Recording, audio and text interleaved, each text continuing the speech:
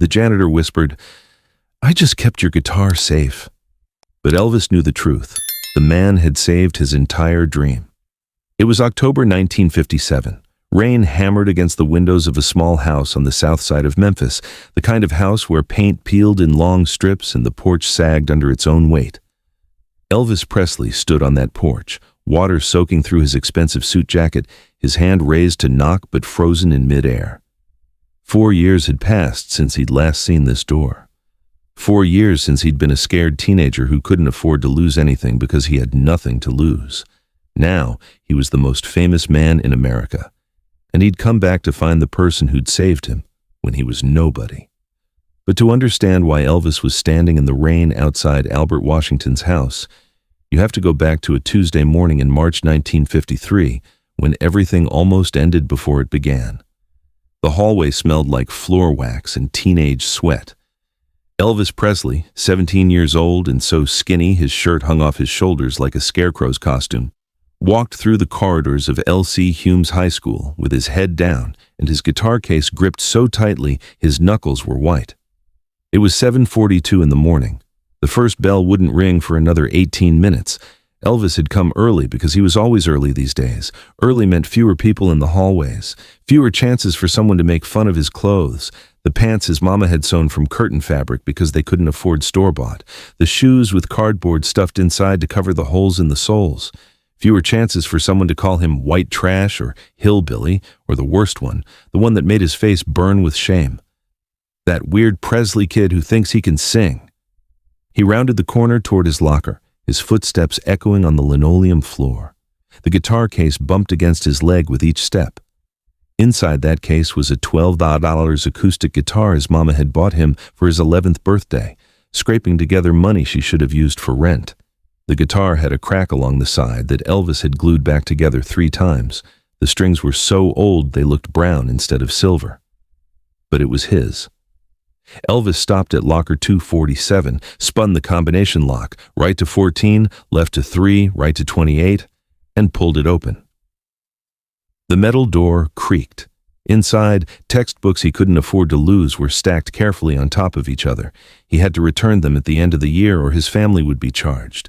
And charged meant his mama would have to take in extra laundry, which meant her hands would crack and bleed from the soap, which meant Elvis would lie awake at night hating himself for being a burden. He needed to grab his history book for first period, but the locker was too narrow for both him and the guitar case. He set the guitar down carefully in the hallway, leaning it against the wall of lockers, and reached inside for the book. That's when he heard footsteps. Multiple footsteps. The sound of boys laughing, that particular kind of laughter that meant someone was about to get hurt. Elvis's stomach tightened. He knew those voices. Tommy Barker and his friends, 3 seniors who'd made it their mission to remind Elvis every day that he didn't belong here, that his family was trash, that his dreams of being a musician were a joke. "Well, well," Tommy's voice echoed down the hallway. "Look who's here early. Trying to avoid us, Presley?" Elvis grabbed his book and turned around. Tommy and 2 other boys were walking toward him, taking up the entire width of the hallway, forcing anyone who might pass to flatten against the lockers. Tommy was tall, broad-shouldered, wearing clothes that probably cost more than Elvis's family paid in rent for a month. "I'm not trying to avoid anyone," Elvis said, keeping his voice steady even though his heart was pounding. "Just getting my book." "Just getting my book," Tommy mimicked in a high-pitched voice, and his friends laughed. "You know what I heard, Presley?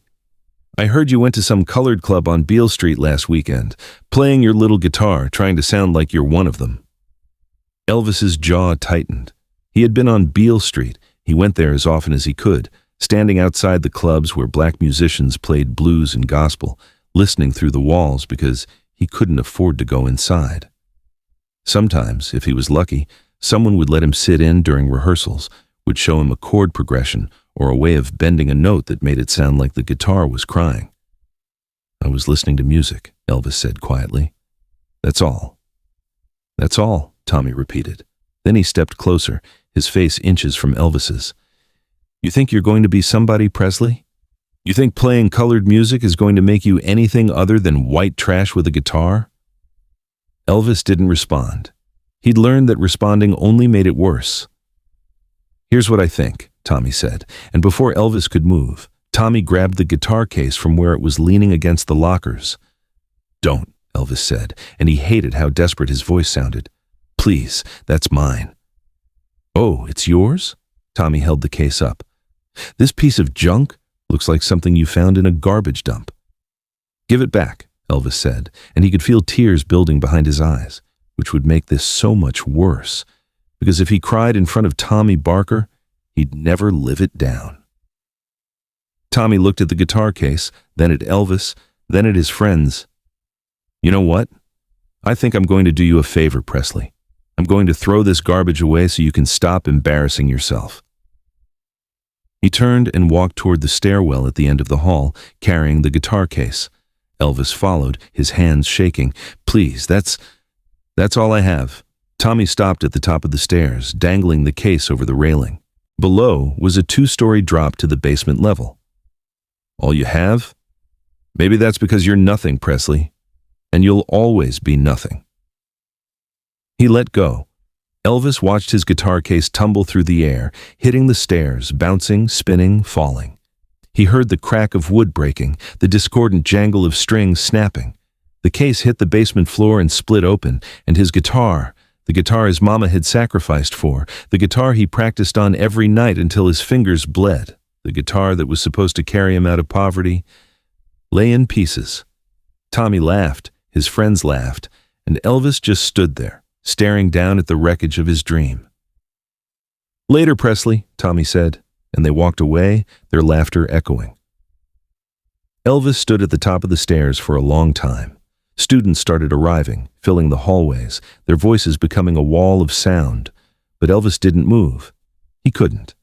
If he went down those stairs and looked at what was left of his guitar, it would be real, and he wasn't ready for it to be real. The first bell rang. Students rushed to class. Elvis stayed where he was. Then he heard a different sound. Slow footsteps on the stairs below, the jangle of keys on a metal ring. A man's voice, low and tired. "Lord have mercy." Albert Washington was 53 years old, and every single one of those years showed in the way he moved, slowly, carefully, like someone who'd learned that hurrying only brought pain. His hands were scarred from decades of manual labor. His back ached constantly from pushing mop buckets and lifting garbage bins. His knees creaked when he climbed stairs, which he had to do hundreds of times a day in his job as head janitor at L.C. Humes High School.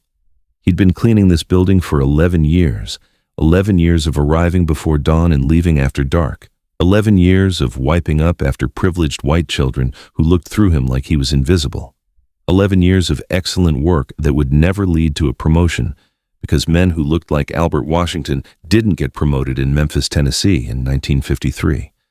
But Albert did his job well, because he believed in doing things right even when nobody was watching. His mama had taught him that. "Your character," she'd said when he was young, "is who you are when nobody else is in the room." That Tuesday morning, Albert had arrived at 6 a.m. as usual. He'd cleaned the bathrooms on the first floor, mopped the cafeteria, emptied trash cans, and was working his way through the main hallway when he heard something fall in the stairwell, something heavy and wooden, followed by the sound of breaking. He walked to the stairwell and looked down. At the bottom, a guitar case had burst open, and a guitar lay in pieces. The neck had snapped clean off, strings curled like dead spider legs. Albert sighed. Kids threw things down these stairs sometimes, textbooks, lunch trays, once even a desk chair. Usually it was just careless roughhousing. But this felt different. A guitar was personal. Someone had carried that here, had wanted it, maybe even needed it. He was about to go down and clean up the mess when he noticed a figure at the top of the stairs. A skinny boy with dark hair, standing completely still, staring down at the broken guitar. Even from a distance, Albert could see the boy's shoulders shaking. Albert recognized him. Elvis Presley, junior class. The quiet kid who always said sir and thank you when Albert held doors open. The boy who sometimes sang softly to himself in the hallways when he thought nobody was listening, and whose voice had once made Albert stop mopping and just listen because it was that good. Albert climbed the stairs slowly, his keys jangling with each step. When he reached the top, he stood next to Elvis and looked down at the broken guitar. "That yours, son?" Albert asked quietly. Elvis nodded, not trusting himself to speak. Someone throw it? Albert asked. Another nod. Albert looked at the boy's face, pale, fighting tears, jaw clenched so hard it looked painful. He'd seen that expression before. It was the look of someone who'd just lost something they couldn't replace. Come with me, Albert said. Elvis didn't move. Son, Albert said more firmly, come with me. Elvis followed Albert down the stairs, past the broken guitar, through the basement hallway to a small storage room where Albert kept his cleaning supplies. The room smelled like bleach and lemon polish. A single bulb hung from the ceiling, casting harsh shadows. Albert picked up the broken guitar pieces carefully, like they were something precious, and set them on his workbench. He examined the damage. The neck had snapped at the joint where it connected to the body. 3 strings were broken. The body had a crack along the back. This fixable? Elvis asked, his voice barely a whisper. Albert looked at him. The boy's eyes were red, his hands shaking. Maybe, but it'll take time. And parts. And I don't do repair work. I just keep this building clean. Elvis's face crumpled, and he turned away, embarrassed to cry in front of an adult. But, Albert said slowly, I know someone who might be able to help. My brother-in-law does woodwork. If I can get the pieces to him. Elvis turned back. I don't have money to pay for repairs. Did I ask you for money? Albert said. I can't just take charity, Elvis said, his pride fighting against his desperation. Albert studied the boy. He saw himself 30 years ago, proud, poor, trying to make something of nothing. Tell you what, Albert said, you come help me after school for a few days. Carry some boxes, help me clean the cafeteria. We'll call it even. Elvis stared at him. You'd do that? Guitar this important to you? Albert asked. It's everything, Elvis said, and his voice cracked on the word. Albert nodded. Then I'll do my best. But here's the thing. I can't fix it by this afternoon. It might take a week. Maybe more. And in the meantime, you'll need something to practice with. He walked to the back corner of the storage room and pulled out a guitar case covered in dust. He opened it, revealing a guitar that was old but intact. This belonged to my son, Albert said quietly. He played some, but he's not here anymore. Elvis understood what that pause meant. Sir, I can't. It's just sitting here collecting dust, Albert interrupted. Better someone gets use out of it. You can borrow it while I work on fixing yours. Elvis looked at the guitar, then at Albert, then back at the guitar. Why are you helping me? Albert was quiet for a moment. Then he said, because when I was 16, I wanted to be a carpenter, had all these plans, all these drawings of things I wanted to build. One day, my daddy's tools got stolen. We didn't have money to replace them. And a white man, the man my daddy worked for, he lent me his tools. Didn't have to. Just did it because he saw I needed help. That kindness changed my life. He handed the guitar to Elvis. Sometimes, son, people help because they remember what it felt like to need help. Elvis took the guitar, holding it like it was made of glass. I'll take care of it, I promise. I know you will, Albert said. Now get to class before you're late. Elvis turned to leave, then stopped. Mr. Washington? Yeah? Thank you. Albert nodded. You just make good music, son. That'll be thanks enough. But neither of them knew this guitar would change the next 20 years. Elvis stood on Albert Washington's porch, rain soaking through his suit, his hand finally completing its journey to knock on the door. 3 firm knocks that echoed inside the small house, footsteps, slow, shuffling footsteps. The door opened a crack, and Albert Washington's face appeared, older now, grayer, more tired. His eyes widened when he recognized the man standing in the rain. Mr. Presley? Albert said, shocked. Hi, Mr. Washington, Elvis said, and smiled that smile that had been on magazine covers for 2 years now. Can I come in? Albert opened the door wider, stepping back. Of course. My lord, Elvis Presley at my door. Come in, please. Elvis stepped inside. The house was small but clean, every surface scrubbed, everything in its place. The smell of coffee and cornbread hung in the air. A radio played softly in the corner, gospel music. I'm sorry to show up without calling, Elvis said. I wasn't sure. I didn't know if you'd want to see me. Want to see you? Albert shook his head in disbelief. Son, Do you know I've been bragging to everyone at church that I knew you when you were just a kid at Hume's? My wife is never going to believe this." "Where is Mrs. Washington?" Elvis asked. Albert's face fell slightly. "She passed 2 years ago. Cancer." "I'm so sorry," Elvis said, and he meant it. They sat in Albert's small living room, and for a few minutes they just talked.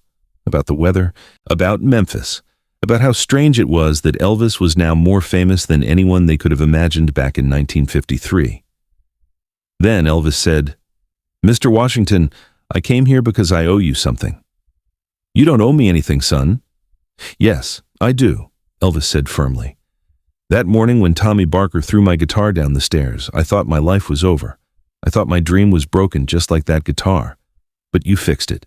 You spent a week repairing it, and you gave me your son's guitar to use in the meantime. Do you remember what you said to me?" Albert smiled. "I said, 'Make good music. That'll be thanks enough.'" "Well, I've been trying," Elvis said, "and I've been thinking about you a lot, about how you helped me when you didn't have to, about how you saw something worth saving in a skinny kid who couldn't even afford to replace his own guitar strings." He pulled an envelope from his jacket and set it on the coffee table. "I want to do something for you. I need to do something for you." Albert looked at the envelope but didn't touch it. "Mr. Presley." "Elvis, please, just Elvis." "Elvis," Albert said slowly, "I didn't help you because I wanted something back. I helped you because it was the right thing to do." "I know that," Elvis said, "and that's exactly why I'm here." He pushed the envelope closer. "This is a deed to a house, a better house, bigger house, in a nicer neighborhood. It's yours, paid in full. And there's money, enough that you don't have to work anymore if you don't want to, enough that you can rest after all those years of cleaning floors and carrying garbage." Albert stared at the envelope like it might explode. "Elvis, I can't accept this." "Why not?" "Because it's too much, way too much."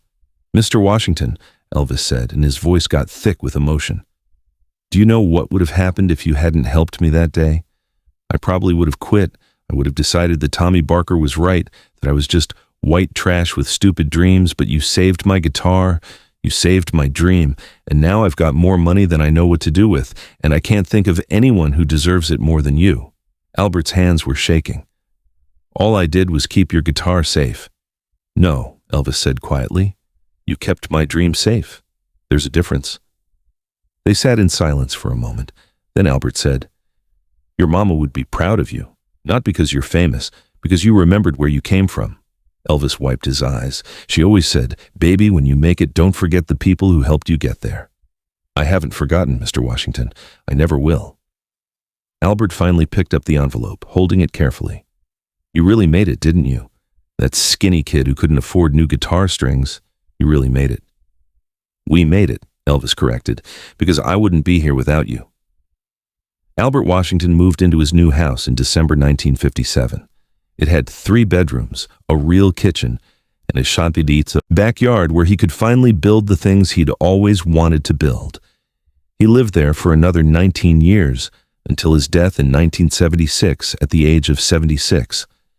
Elvis visited him 4 more times over those years, always quietly, always without press or photographers.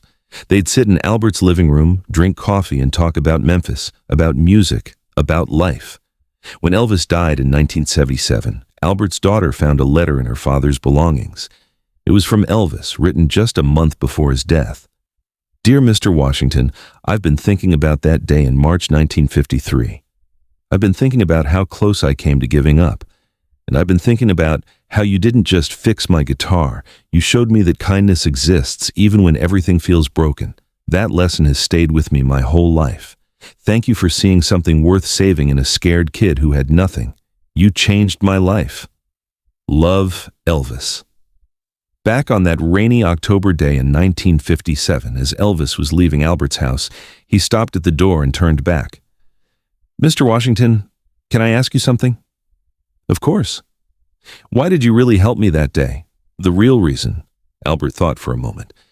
"Because I saw you standing at the top of those stairs looking down at your broken guitar, and I saw my son. He died in Korea, never got to come home, never got to finish his dreams, and I thought, if someone had helped him when he needed it, maybe he'd have had more time, maybe he'd have done something beautiful. Elvis's eyes filled with tears. He did do something beautiful, Mr. Washington. Through you, through this. Albert nodded slowly. Then maybe his life meant something after all. Some dreams survive because someone decides they're worth guarding in the dark.